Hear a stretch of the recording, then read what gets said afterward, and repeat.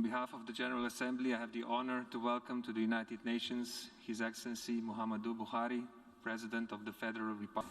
I would like to reiterate my call for a fairer and more equitable distribution of vaccines in all countries so that together we can fight and contain the pandemic. The rising wave of newer and more contagious strains makes this even more urgent. To these conditions, they require long-term investments, and the issue of debt.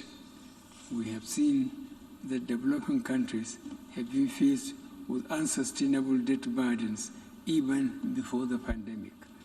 The COVID-19 pandemic has increased the risk of a new wave of deepening debt where vital public financial resources are allocated to external debt servicing and payments at the expense of domestic health and financing for critical development needs.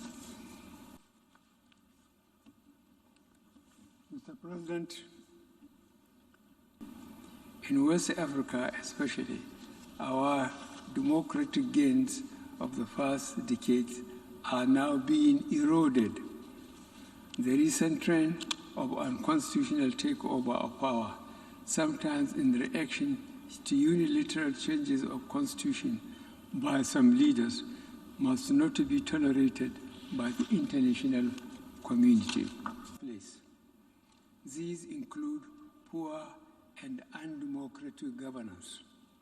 No reform of the United Nations system is more urgent than that of Security Council.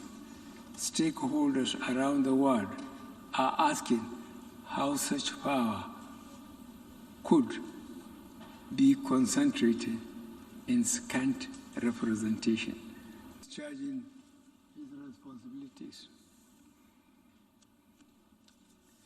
In the current moment, hope for this is dependent on how we assist each other to get COVID-19 out of all countries, regardless of their classification.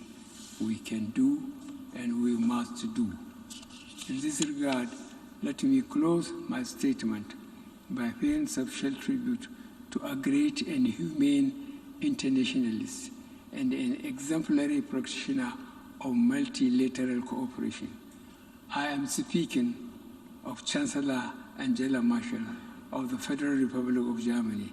As she exits the stage, we wish her well. Thank you.